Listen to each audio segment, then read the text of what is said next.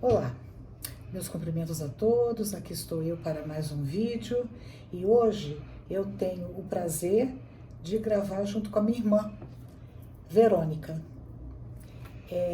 Ela veio passar uns dias comigo e eu a convidei para gravar o segundo capítulo do livro Jesus e Atualidade, que tem como título Jesus e Reencarnação.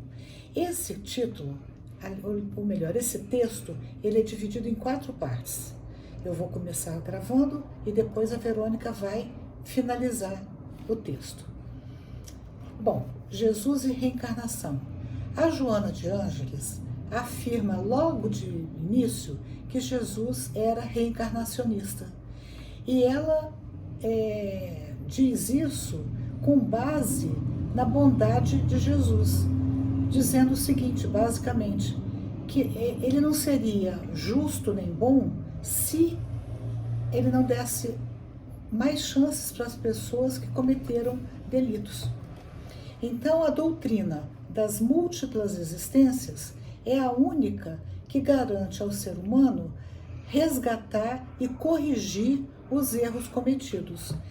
Ela diz o seguinte, abre aspas, o amor por ele ensinado, se não tivesse como apoio a bênção dos renascimentos corporais, ensejando recomeço e reparação, teria um caráter de transitória preferência emocional, com a seleção dos eleitos e felizes, em detrimento dos antipáticos e desditosos.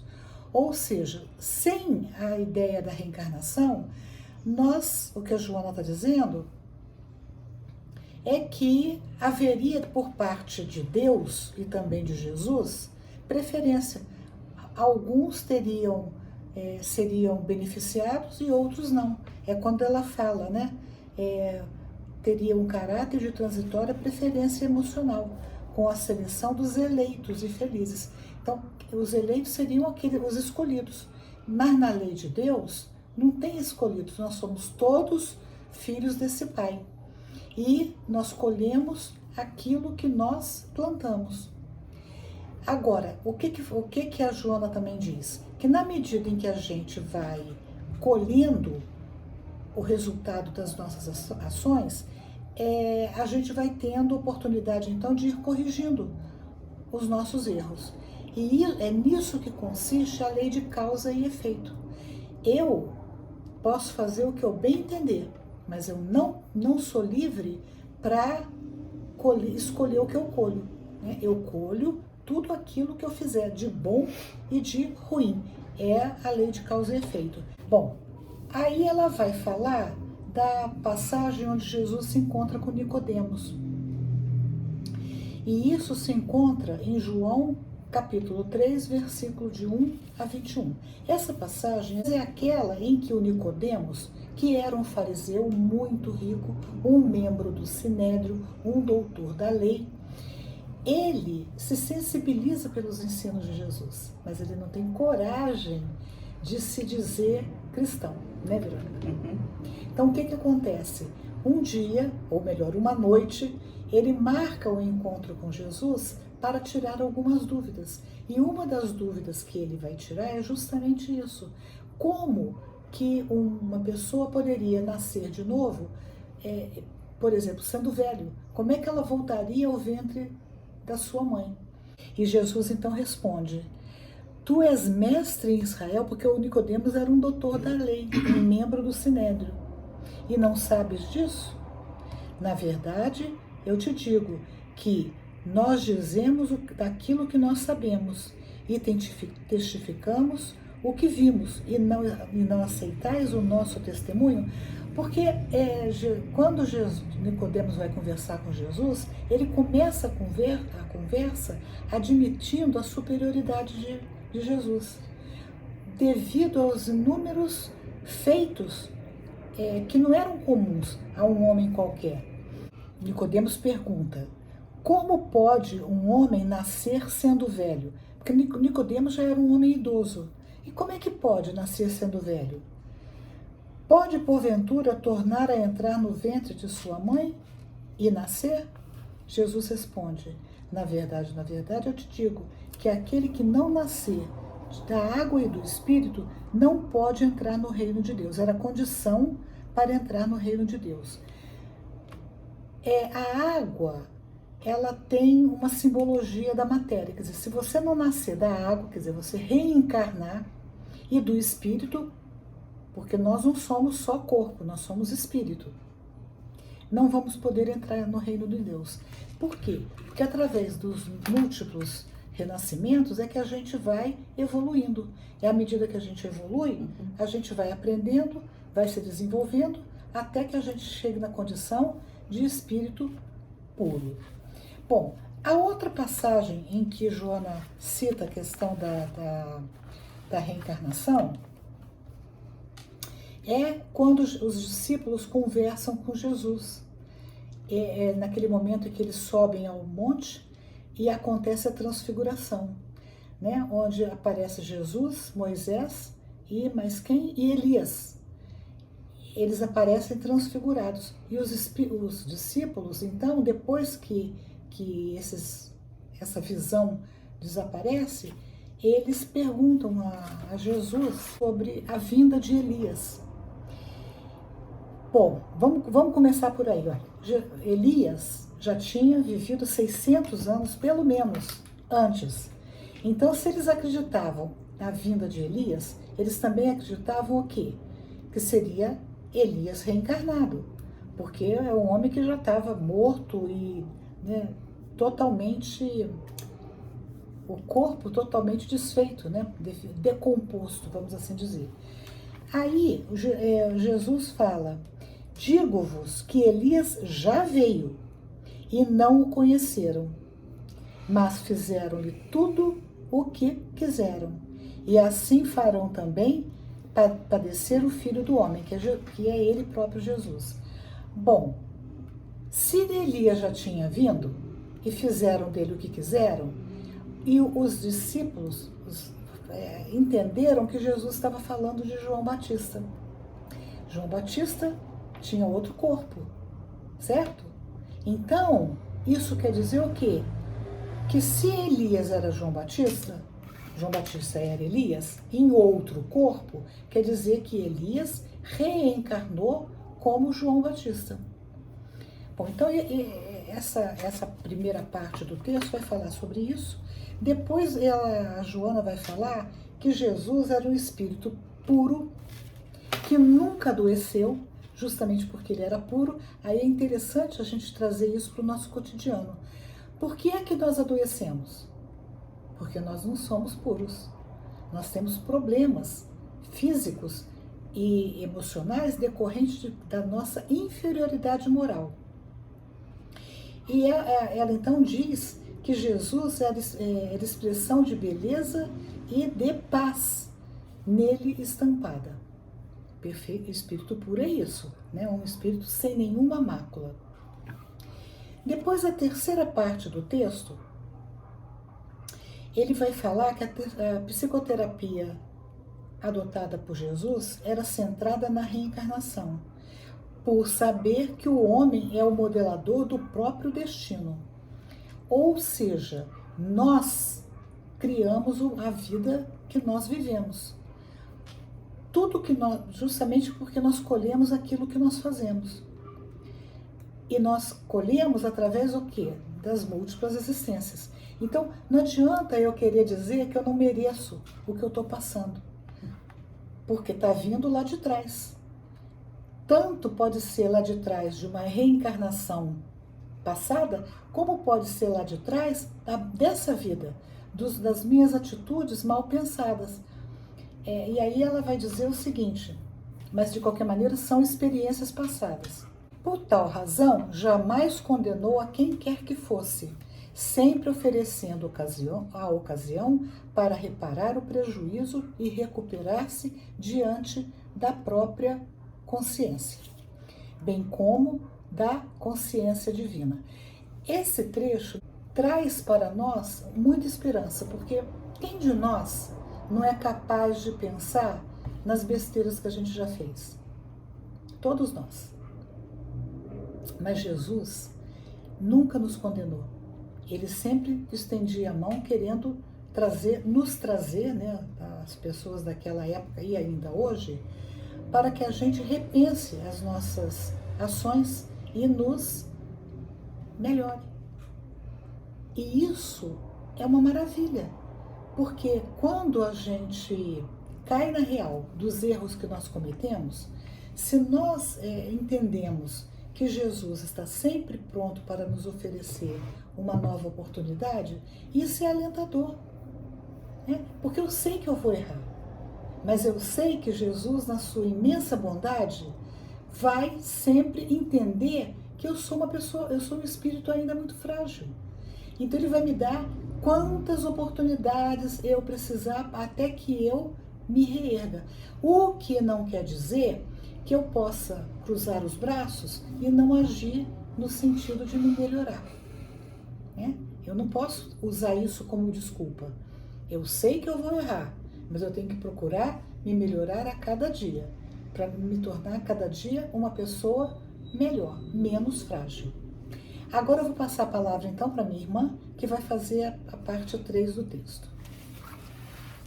É um prazer muito grande estarmos aqui, né, poder compartilhar com a minha irmã esse texto belíssimo de Jesus. E nós gostaríamos de iniciar contando uma história. E eu vou pedir permissão para ler, porque é uma história que fala exatamente sobre as oportunidades que a gente tem na vida de poder contribuir com Jesus, auxiliando, né, sendo mais fraternos e sendo amorosos, amigos. E isso é que vai nos dando a certeza de que a reencarnação ela é tão necessária e importante, né, que são oportunidades, são janelas que se abrem para que nós tenhamos a chance de refazer aquilo que nós fizemos de errado. Então, o título dessa lição é A Luz na Janela. E começa assim. Numa pequena cidade do interior, havia uma colina, onde se erguia uma casa simples, mas sempre iluminada à noite. Lá morava a Dona Helena, uma mulher de cabelos prateados e olhar sereno. Diziam que aquela luz nunca se apagava. Chovesse, faltasse energia ou viessem as tempestades. E era verdade. O lampião na janela permanecia aceso todas as noites. Um dia, João, um rapaz inquieto e descrente, subiu até lá, movido pela curiosidade. Dona Helena, por que a senhora mantém essa luz acesa? Perguntou esse rapaz. Não é um desperdício? Ela sorriu e respondeu: não, meu filho. Essa luz é um lembrete. Um dia, quando meu marido e eu éramos jovens, uma enchente tomou a cidade. Muitos se perderam na escuridão, mas alguns conseguiram chegar até aqui, guiados por esta pequena luz. Desde então, prometi que enquanto eu tivesse forças, manteria uma chama acesa para os que ainda buscam o caminho. João achou aquilo tão bonito, mas simples demais. No entanto, naquela noite, ao descer a colina, ele viu um viajante cansado vindo pela estrada escura e o homem, tremendo de frio, perguntou: moço, aquela luz lá em cima é casa de gente boa? E ele respondeu: vi de longe e pensei, lá deve haver... o rapaz falou ainda, né? Vi de longe e pensei, lá deve haver abrigo. João ficou mudo, estarrecido. A luz tinha cumprido sua missão mais uma vez. Com o tempo, o rapaz começou a ajudar Dona Helena, aprendeu que aquela luz não era só um lampião, mas um símbolo de presença do bem, da fé ativa, da caridade silenciosa. Quando ela desencarnou, a Dona Helena, o povo da cidade subiu em procissão até a casa. E, para surpresa de todos, naquela noite, o lampião ainda brilhava. Dizem que João havia prometido mantê-lo aceso. Agora ele era o guardião da luz. E assim, geração após geração, aquela janela continuou iluminando o caminho dos viajantes. E essa luz é a luz que está dentro de nós também. Não é, são aqueles faróis que nós podemos iluminar caminhos de N pessoas. Hoje, quem é que ilumina o nosso caminho? Né? Quem é que é o nosso modelo e guia? É Jesus. Tanto quanto os seus discípulos, tanto quanto esses missionários que vêm passando pela terra, né? Chico Xavier, Divaldo Pereira Franco, Madre Teresa de Calcutá, tantas pessoas, independente de religião, de escola religiosa. E no fechamento dessa lição, ele fala como nós temos muitas oportunidades, não é a gente se acomodar e falar, eu ainda tenho muitas vidas, então eu posso deixar para depois. Negativo. É importante a gente aproveitar o tempo e fazer o trabalho de construção, de melhoria dentro de nós, aqui e agora. Então ele diz, não te crucifiques na consciência de culpa, após reconhecer os teus erros. Então não vamos ficar lamentando, não vamos ficar nos culpando, colocando coroa de espinho. Vamos refletir e vamos seguir fazendo o melhor que a gente puder. Não te encarceres em sombras, depois de identificar os teus delitos. Não vai adiantar a gente entrar, né, numa depressão, a gente não querer sair mais de casa, a gente falar, não, eu não fiz e agora tenho vergonha das pessoas. Não, porque a minha irmã falou aqui, né, que Jesus, ele está sempre nos dando novas oportunidades. E ele, na certeza de que nós podemos fazer sempre o melhor, é que Deus nos concede a lei da reencarnação. Porque nós retornamos, né, que a doutrina diz, né, que é do berço ao túmulo. E nesse meio é que nós vamos construindo uma vida melhor, fazendo uma retrospectiva de nós mesmos e nos mudando, nos modificando e sempre sendo exemplo também para aqueles que convivem conosco e passam por nós. Não te amargures em demasia, descobrindo-te equivocado. Vai adiantar eu ficar amargurado, eu ficar me culpando, eu ficar ansioso?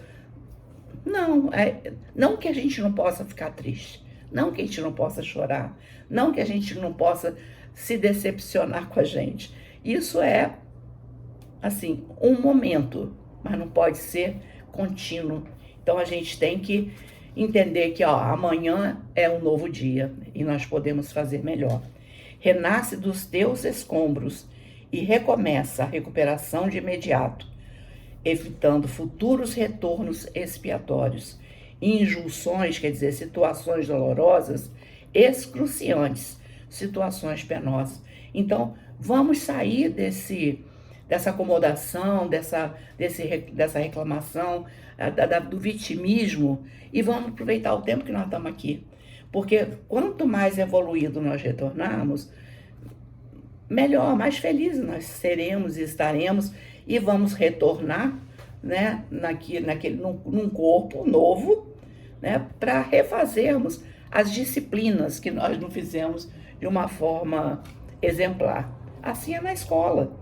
Aquele aluno fica em dependência, né, nas disciplinas que ele não se empenhou, que ele não estudou. Não que ele não tenha querido propriamente, mas foi difícil para ele entender. Então, eu não estou passando pela paciência. A paciência é uma disciplina difícil, não é? A honestidade, para muitos, é uma disciplina muito difícil, principalmente quando chegam as pessoas e nos oferecem condições de melhorarmos a vida, não pelo nosso esforço, mas por acomodação, né? Então, eu te dou tanto e você, né, vai usufruir, você vai me ajudar em algumas situações que nós sabemos que são atalhos que vão nos prejudicar lá na frente. E ele ainda continua aqui. Pede perdão e reabilita-te ante aquele a quem ofendeste e prejudicaste. E se não houver amanhã? Então nós temos que pedir perdão sim. Se o outro não perdoar, problema do outro, não é problema nosso. Então é sempre bom nós entendermos que o outro, assim como nós, somos imperfeitos.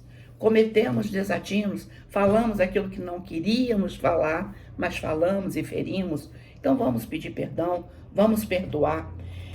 Se ele te desculpar, será bom para ambos. Porém, se não o fizer, compreende-o e segue adiante, não mais errando. Infelicitado por alguém, perdoa-o e desatrela-te dele, facultando-lhe a paz e vivendo o bem-estar que decorre da ação correta. Então, percebemos que o convívio com aquela pessoa é difícil, nós sabemos que Deus nos coloca no lugar certo, com a pessoa certa, no melhor momento de aprendermos, de convivermos e de nos refazer coisas, né? De forma diferente. Mas se aquela pessoa é uma pessoa que te infelicitou de tal forma que você não consegue conviver com ela mais, é melhor que você se afaste, porque novas oportunidades virão pela lei da reencarnação.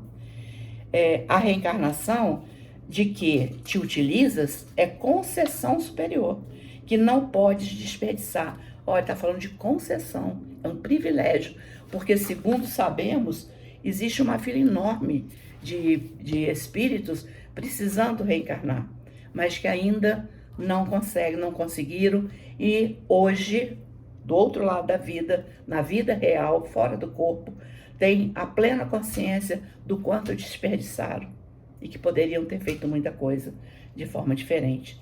Cada momento é valioso para o teu trabalho de sublimação, de desapego, de amor puro.